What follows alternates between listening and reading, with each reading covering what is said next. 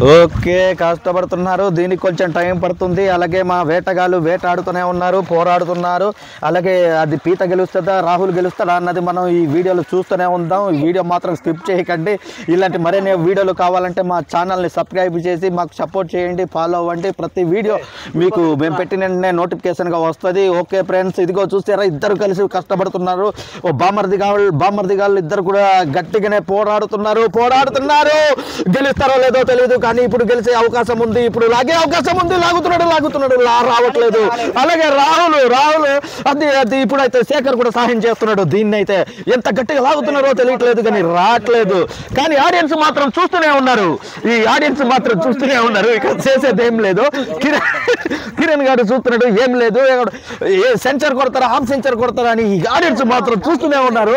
ఈ సీరియస్ గా మన శేఖర్ అయితే సీరియస్ గానే చూస్తున్నాడు. గుణపం తీసుకొచ్చాడు, పోటుగాడు పొడుస్తున్నాడు. రే పీత పోతే మనం కష్టపడిన ఫలితం మొత్తం పోతుందని శేఖరు ఆ మనిషికి విచారిస్తున్నాడు. వాళ్ళ కోచింగ్ ఇతను వేస్తుంటాడు అనమాట. పీతలు పట్టడం, చేపలు పట్టడం అన్నది అడవిలో వేటకి, రాత్రి వేటకి, పగలు వేటకి మొత్తం నేర్పుతున్న కోచర్ ఈయనే. ఇప్పుడు కూడా ఆయన హెల్ప్తోనే మేము ఇక్కడికైతే వచ్చాము. రాహుల్ అయితే ప్రతి ఆటలోని సెంచరీ కొడతాడు. ఈ రోజు ఏడ్ చేస్తాడని మన ఆడియన్స్ వెయిట్ చేస్తున్నారు.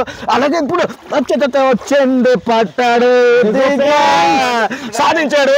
రాహుల్ గారు సాధించాడు. ఎంతో ఆనందంగా ముఖం చూపించు. లెక్క